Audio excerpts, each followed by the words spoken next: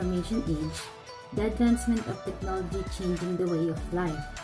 It has a variety of positive changes in almost every field, it be medical, business, education, sports, or any other field you look at. Particularly in most medical clinic facilities, this has made a huge impact, enabling modern clinics to serve as many patients as possible. As the year passed, the number of patients grew and various medical cases emerged that the manual method of managing patients' records and prescription was transferred into computer-based systems. The Penaranda Rural Health Unit is located at Penaranda, Nueva Ecija. They have a lot of health department there, for example, dental, prenatal, maternity, urinalysis, sputum, and x-ray. So the Rural Health Unit uses a manual system in terms of implementation of medical services. So to improve their service to the community, the Penaranda Rural Health Unit appointment and record management system is proposed to be implemented in the said town. It is designed for maintaining and monitoring medical information of residents in the town of Penaranda. So through this, paperwork and manual record keeping will be reduced. It allows the nurses and staff to feel at ease in monitoring patients and increasing the number of them served.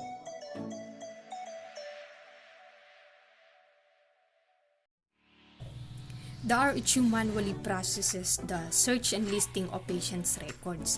This manual process slows down their work and sometimes leads to loss of another record. There are also instances where the patient goes back and forth and waits for a long time due to the uncertain and volatile schedules of the doctor. Gaya na nga lang ng sinabi kong naging karanasan namin dito ng isa sa family namin dahil kabilang nga po kami sa mamamayan ng Penaranda. There were times when we had to go to RHU, and when we got there, doctor's schedule wasn't available at those times, and it was concealed from our knowledge dahil sabi ko nga nung proposal pa lang, hindi naman lahat ng taga Penaranda merong koneksyon o kakilala sa RHU na kung saan ay pwedeng mag-update kung andun ba si Doc o wala. Now, through this system, we can avoid such scenarios. Dahil ngayon ay mabibigyan na natin ng solusyon yung existing problem nila na kung saan ay nagpapabagal sa proseso ng trabaho nila dito and at the same time, nagpapatagal sa paghihintay ng pasyente. The patient will now have access to our system where they can find out if there is available doctor at those times, kahit na nasa bahay lang sila o kung nasaan man. They can also make an appointment with the doctor, and apart from being able to make an appointment with the department they are aiming for, they can also monitor the flow of queuing, no matter where they are, using their own account.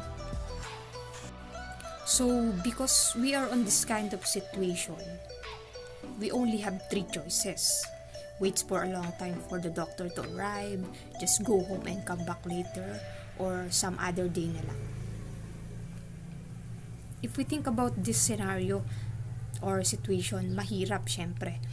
Especially for those who are far from RHU o sa mga katulad namin na bumabiyahe pa ng approximately 1 hour papuntang RHU and another approximately 1 hour pa pauwi. If we think about it again, it is too tiring. A waste of time. A waste of fuel or fare kung namamasahe man. Scope and the delimitation of the study. Overall, the focus of the study was directed at design and development of an automated health management system. This study relied heavily on information recorded and kept by the Health Secretary of RHU. Includes all the important health records for all Penaranda residents. Scope. The system is intended for people who have a direct involvement in the processing of Penaranda RH health programs and other medical services, and includes the patient's ability to book an appointment using their own account. The study of focus mainly on the recording patient information and the Penaranda RH profile. The study involved patient personal information such as their name, gender, date of birth, age, place of birth, status, and occupation. While the contact information includes their contact number, address, and guardian, and more.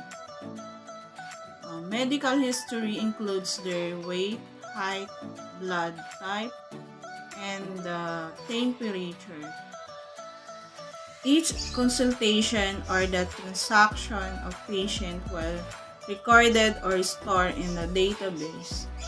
Includes updating the patient health records, booking an appointment, sending SMS notification, queuing, and how to patients receive daily illness report or complaints or unreleased drug medicine.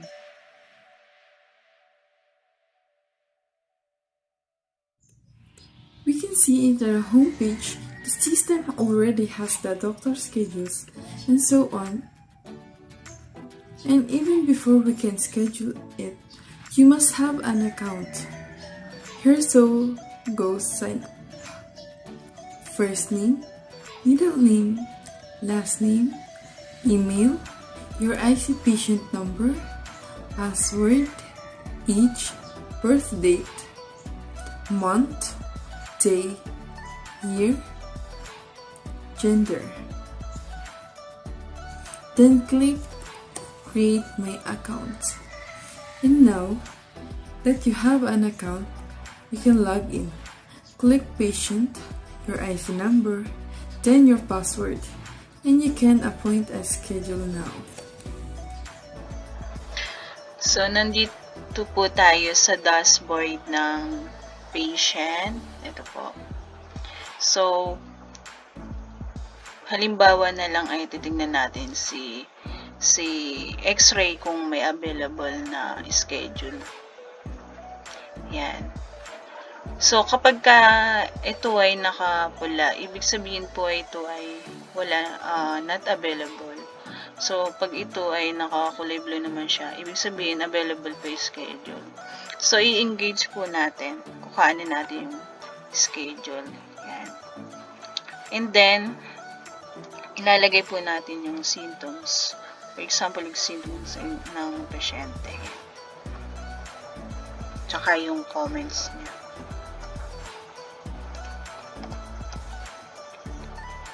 And then, pindutin po natin si make appointment. Yan po.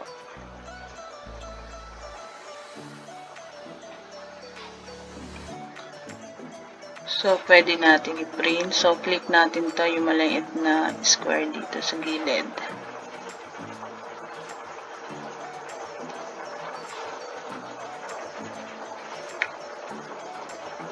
Tapos, click natin dito, print this page.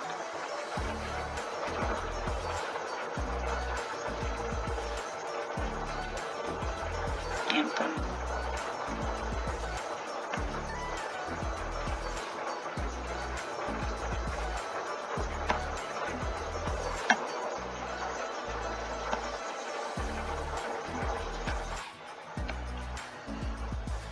So now we are here at X-ray department. As you can see, at the upper part of this department, we will see the queuing. And then, dito sa baba naman is yung mga list of patient na pwede natin bigyan ng complaints. So, let's start with the patient Ricky front. So, bigyan natin siya ng complaints. Mag-add na lang tayo. So, bigyan natin siya ng complaints.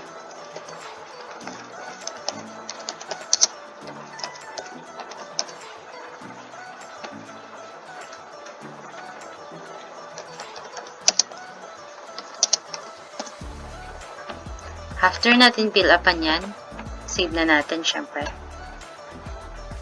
So,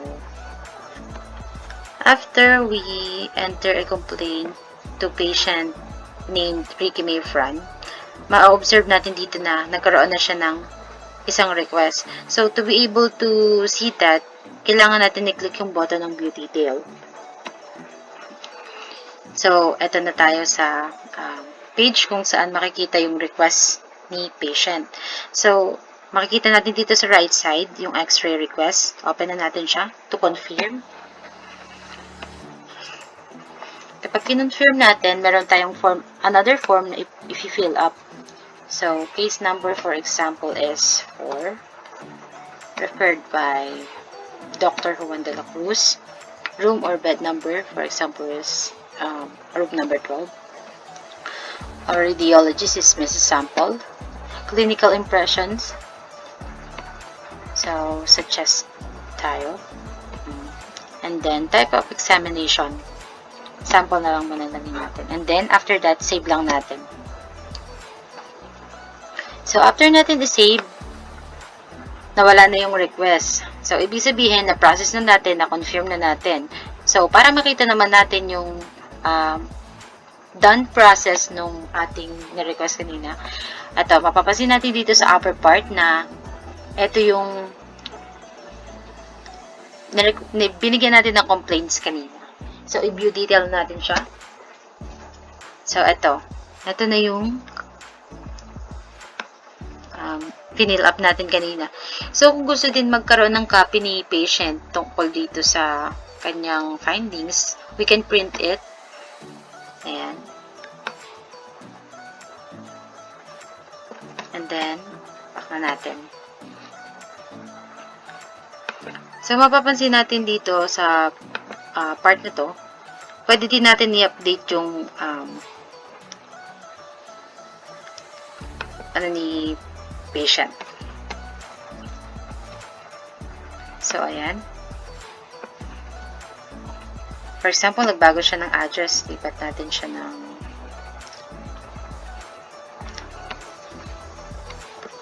San Mariano. For example.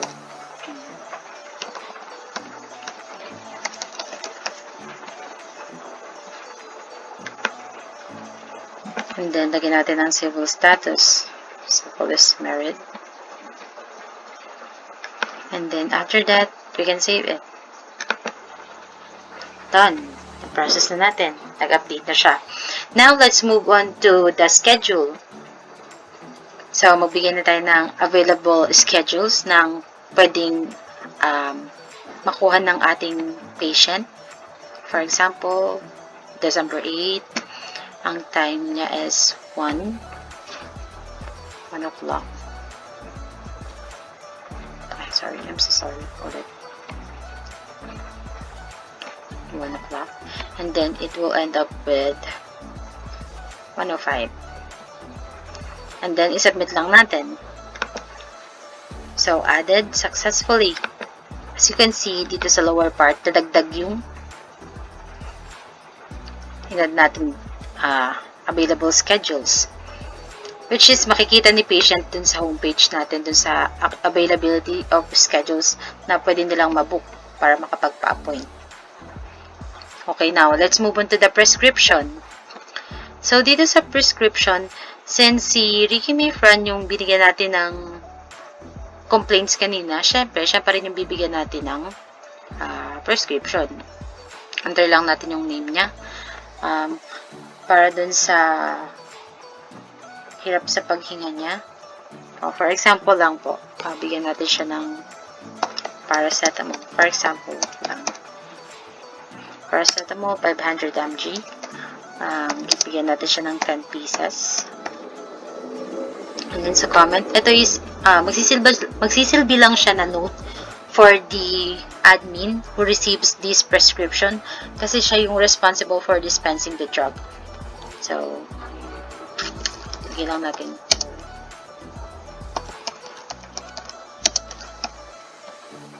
And then, prescribe na natin. So, yun. Pumasok na siya ngayon kay admin. And then, let's move on to the appointment list. So, yung appointment list is mag-fill lang yung area na to kapag meron na nagpa-book na appointment dun, na patient dun sa mismong dashboard natin. Diba, una, i-check muna nila yung schedules availability, and then after that, magbubook na sila ng appointment, and then papasok na yung data nila dito.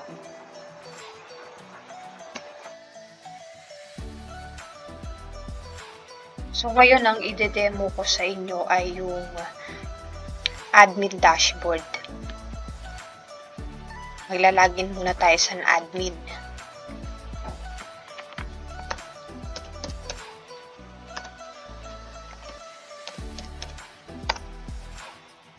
Ayan, nandito na tayo sa dashboard ng admin na kung saan makikita natin yung patient list. Dito sa patient list, makikita natin lahat ng pasyenteng may nakalista na dito. And then, pwede tayo mag-add ng bagong patient kapag may bagong magpapacheck up, yung wala pa siyang record, pwede natin siyang i-add. At pwede rin natin gamitin ang search bar kapag may hahanapin tayong specific person. Pwede natin siyang hanapin by IC number. At pwede rin naman by full name. Pero dahil mayroong mga taong magkakatulad ng pangalan, so meron tayong IC number. Yung IC number na yun, unique yun. Ang bawat isang IC number ay dapat designated lang siya sa isang tao.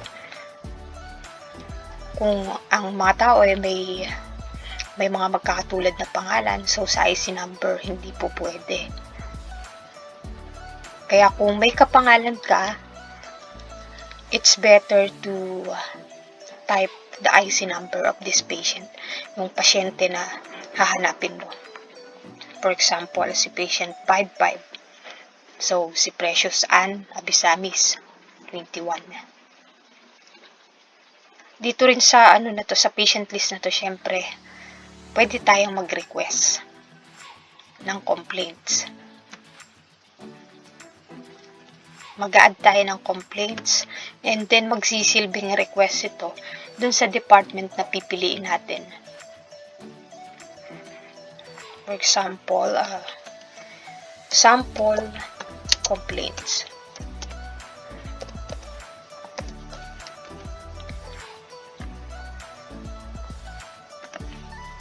Sample yung remarks din. And then pipiliin natin yung section. Kung halimbawa doctor natin i-request to dahil dun siya magpapakonsult, so sa doctor tayo, and then saka natin isa-save. So yun, yung complaints na yun, yung makikita natin ditong 1, makikita rin to sa department ng doctor. May sarili kasing account din si doctor. So, yung request na yan ay makikita yan ni doctor. Ngayon, ipaprocess niya yan dun. Siyempre, kapag bagong patient, pwede naman natin na i-update muna yung vital signs niya bago tayo gumawa ng complaints. Kasi importante na kailangan every consultation bago din yung vital signs niya, like BP, temperature, so on and so forth. Click lang natin update. And then, update natin yung vital signs niya.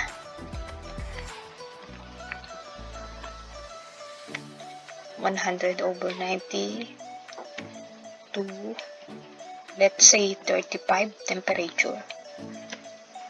1. Wait. 60. Height, 5'4".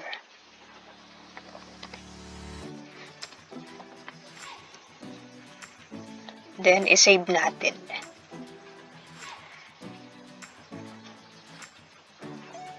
Let's check kung nagbago. So, yun, meron na siyang vital sign na 100/90.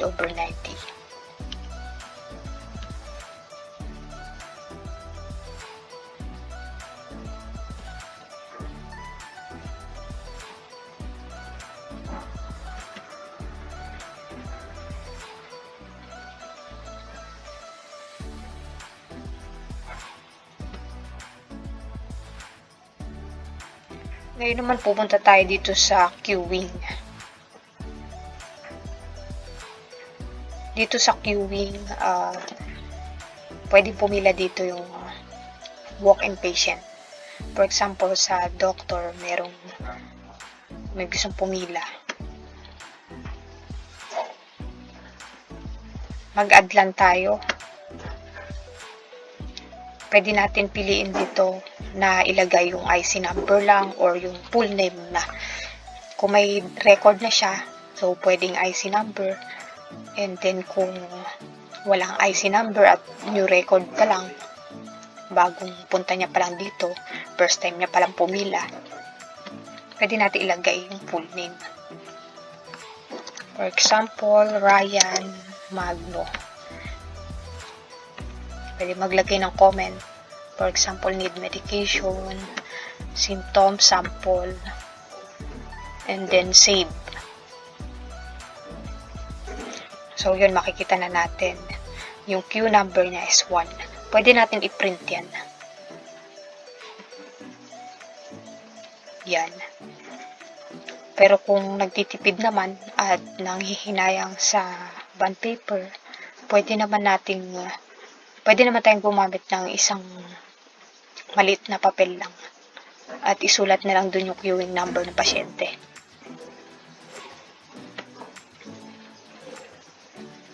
But at least, pwede natin i-print. Meron tayong pagpipilian kung ipiprint na lang o isusulat na lang yung number niya sa isang papel at hihintayin na tawagin siya.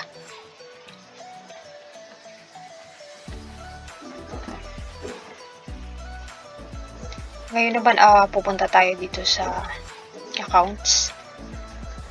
Pwede tayo dito mag-add ng bagong user. For example, meron tayong na-hired na bagong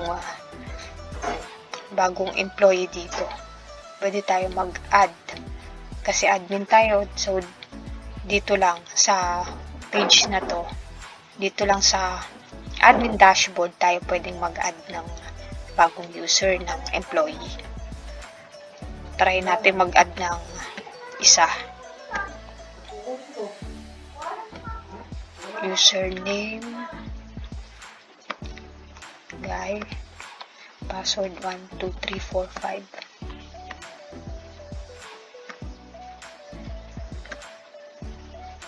First name, Jomari Taglocop Solis. And then, kung saan natin siya i-assign. For example, i-assign natin siya sa dental. Then, save.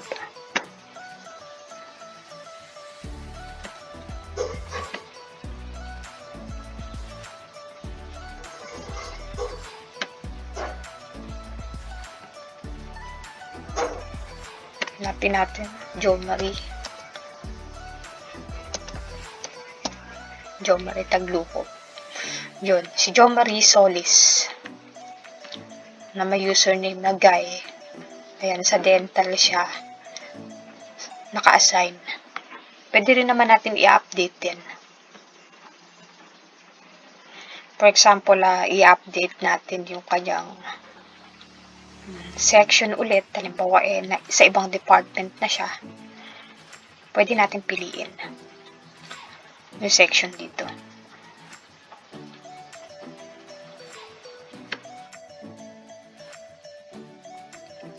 Ngayon naman pupunta tayo dito sa prescription. Dito sa prescription, makikita natin yung mga pasyente na merong prescription ng doktor. Dito sa dispense drug, dito natin makikita yung pasyente na merong prescription. Yan, si Maribel Bote. Comment sample, amoxicillin 250 mg, 10 pieces. So, click lang natin yung icon na to para makapag-dispense tayo ng gamot sa kanya. Yan, amoxicillin. Bigyan natin siya ng amoxicillin, 10 pieces. Check lang natin. Check box. Then, 10 pieces. 10. Then, click dispense. Ayan. Nakita natin nabawasan na ng 10 yung amoxicillin natin. Dati siyang 168. Ngayon, ay 158 na lang dahil nabawasan siya ng 10.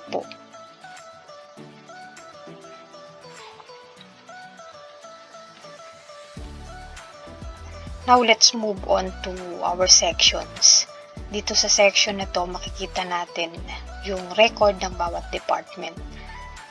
Record sa doctor, sa maternity, sa prenatal, sa dental, sputum, urinalysis, so on and so forth.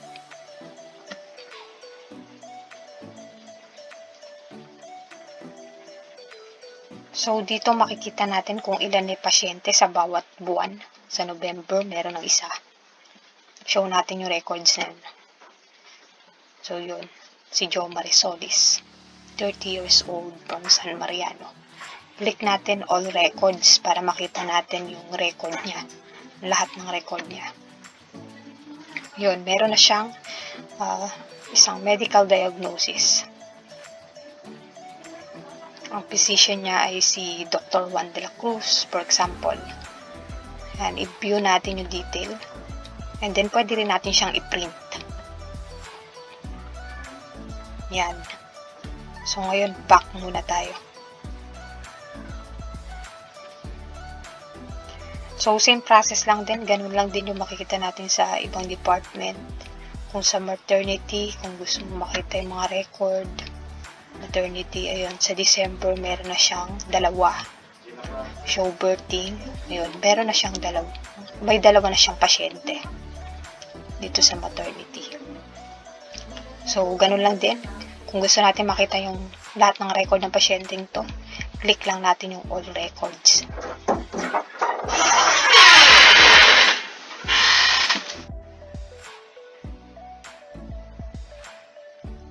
Ngayon, punta naman tayo dito sa inventory. Dito sa inventory, makikita natin yung mga pasyente na nabigyan na ng gamot. So, ito yung magiging report nila para malaman kung saan ba napunta yung mga gamot. Kung sino yung binigyan, kung kailan binigyan, kung ilan yung ibinigay, yung brand niya, kung ano yung pangalan ng gamot, age ng pasyenteng to, at yung address. So, pwede rin tayo dito mag-generate ng reports.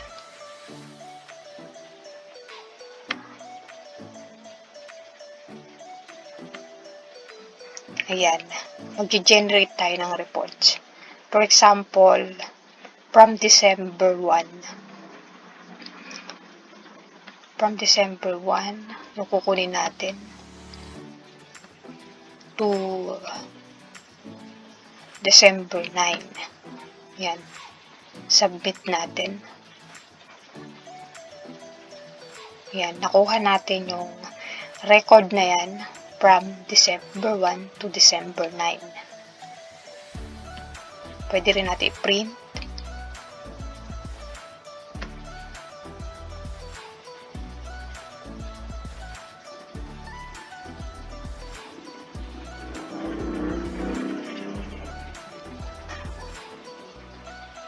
Ayan. Naka-include din yung date ng report na to. So, for now, cancel muna natin. Then, back na tayo. For example, ako kunin lang natin ay December 1. Yung December 1 lang din. So, yun. No records found. Dahil wala naman tayong record nung December 1. Binigyan natin ng gamot yung pasyente na to noong December 8. Tas ito December 9. Try naman natin ng December 8. December 8 lang yung kukunin natin. Para makita lang natin kung gumagana. Submit. Yun. December 8. Meron tayong isang record dyan. So, ito ngayon si Ricky Mipran, 22, San Mariano. Ibuprofen. And then, yung brand niya, kung ilan yung ibinigay. And then, kung kailan ibinigay yung gamot. Baka na tayo. So, yun. Working siya. Kaya, proceed na tayo dito sa managed medicine.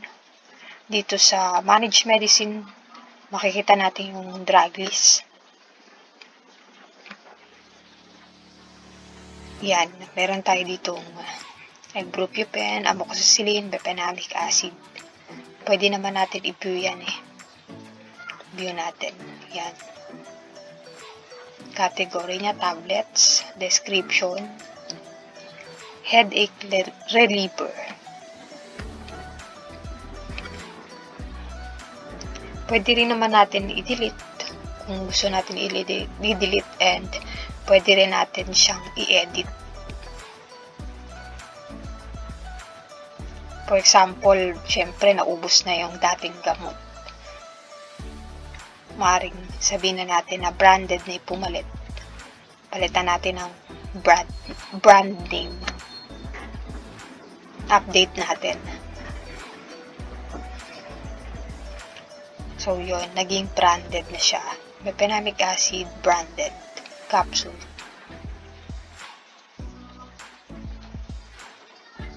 Pwede rin tayo mag-add ng new drug.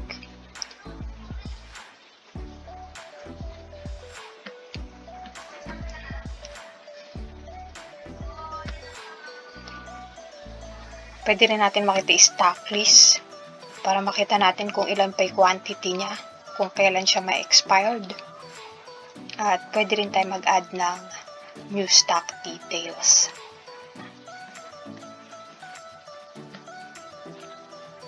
Category, magdagdag ng bagong kategorya ng gamot. And dispense drug. Proceed na tayo sa backup and restore. Dito sa backup and restore, with just one click, mababackup na natin yung mga data natin dito. Click natin. Successfully backup. So, yun na backup na natin.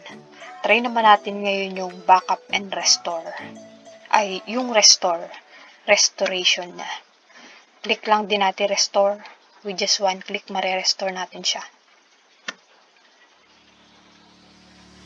Yan. Loading na siya. Yun. Dito, dinadrop niya yung lahat ng table dun sa dating database mo.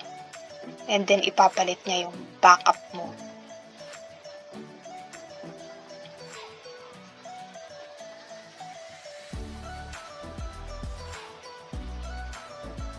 Yan, loading siya. Medyo matagal siya. Tingnan natin. Ayun, okay na. So, na-restore niya na yung binackup mo. That's all. Thank you.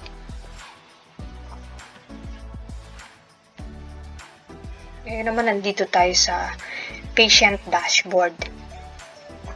Pwede natin i-check yung schedule, mga available schedule ng bawat department. For example, sa doctor, yun, may available schedule siya. Start time, 9 a.m. to 9:30 a.m. Kung tayo ay magpapa-appointment dito kay doctor, click lang natin yung engage. symptoms, sample symptoms, then comment, kung may gusto tayong comment. So, for now, example muna. Make an appointment. Yung appointment na to ay pwede natin i-print. Print natin para ito yung mismong ipapakita natin sa RHU. Nakatunayan, ito yung queuing number mo. Print natin. O kung gusto nyo naman ay picturean na lang. Kung walang printer sa bahay, pwede naman picturean lang. Ang importante may maipapakita ka kung ano yung invoice number mo or yung queuing number mo dun sa RHU. Print this page. Yan. Pwede natin i-print. So, for now, cancel na. Cancel na muna natin.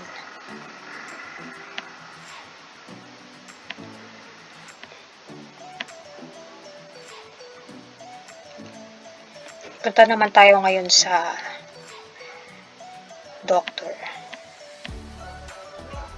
Dito kay doctor. So, ayun. Nakita natin yung nagpa-appoint ay si patient number 1, si Solis.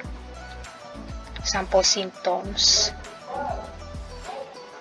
And then, pwede tayong mag-notify sa kanya. Mag-send tayo ng message sa kanya kung sakaling mag-start na yung tawagan ng queuing, malapit na mag-start, pwede tayong mag-send ng message sa kanya. Napakita na namin ito nung nakaraan. Working naman siya. Nakakapag-send. Basta sa mobile number lang na ni-register namin dun sa ginamit naming API. Punta ulit tayo sa dashboard. Papakita ko naman sa inyo yung sa queuing. For example, tinawag na si number 1. Publish lang natin. So, yun. Si number 1, napansin nyo na wala na siya sa table. Wala na siya sa table kasi tinawag na siya. Lahat ng mapapublish na number, lahat ng tatawagin, ay mawawala na dito sa ating table, sa queuing table natin. For example, tatawagin na natin si number 2. Publish natin. So, yun. Empty na yung table natin. Wala na pasyente dito. Dahil natawag na natin yung 2 pasyente. Pwede natin ulit pagtawag sa pasyente. Kung sakaling hindi pa siya lumalapit, pwede natin i-alarma siya. Pindutin lang ulit natin yung button na yan, yung publish button.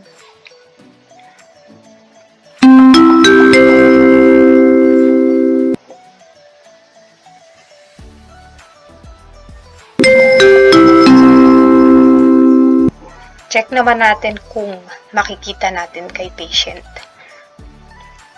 Dahil pwede rin naman makita ng pasyente natin yung may account. Pwede niya na rin ma-monitor yung queuing. Click natin yung queuing button na to. So, yun. Nagpa-pop up siya, number 2.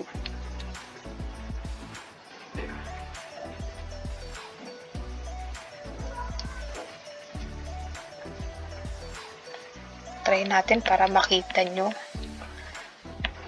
yung pagtawag sa number.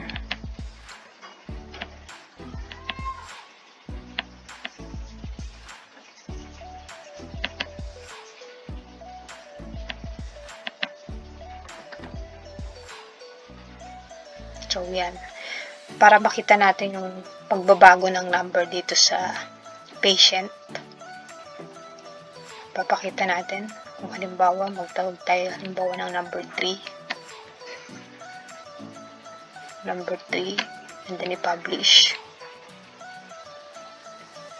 Wait lang natin. Nakita natin sa doctor, nag-pop up yung number 3.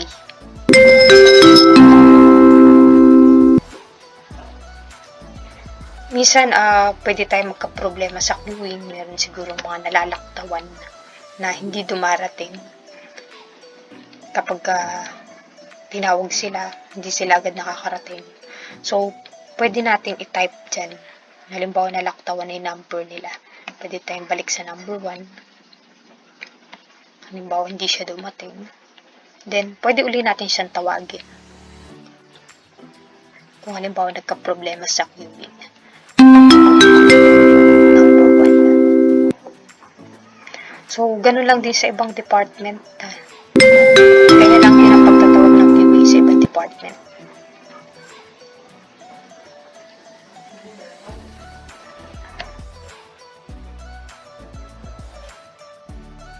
Ngayon naman i-check natin yung appointment na sinend ng pasyente na to sa ating doctor. Yan. Tingnan natin sa appointment list. So, yun yung sinend niya. Si IC patient number 1. And then, pwede tayo mag-notify sa kanya, mag-send message. Ito yung nagawa na nga namin nung nakaraan. Nakapag-send na kami ng message.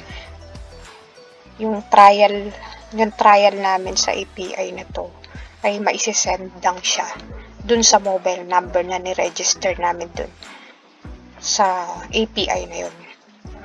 Kaya hindi namin maitatry sa mga mobile number nyo na mag-send ng message. Ang makaka-receive lang na message is yung naka-register na mobile number.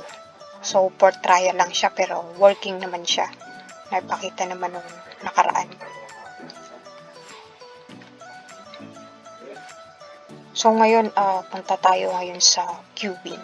Sa pagtatawag ng queuing. For example, tatawagin na natin si queue number 1. Publish natin. 1. Publish. So, nawawala siya sa table. Kapag tinatawag siya. So, kapag yung number na tinawag na, ay nawawala na siya sa ating queuing table.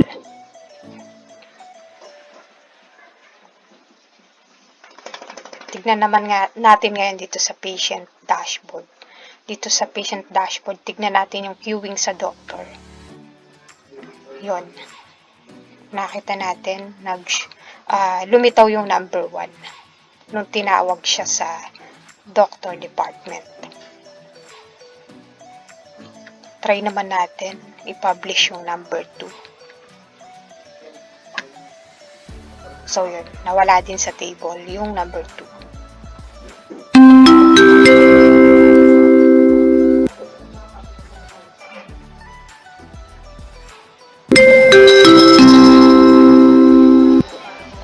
Tignan natin sa patient dashboard. So, yun. Number 2. Lumitaw din yung number 2. So, ganun lang din sa ibang department. Kapag tinawag yung queuing number ng isang pasyente, lilitaw lang din dito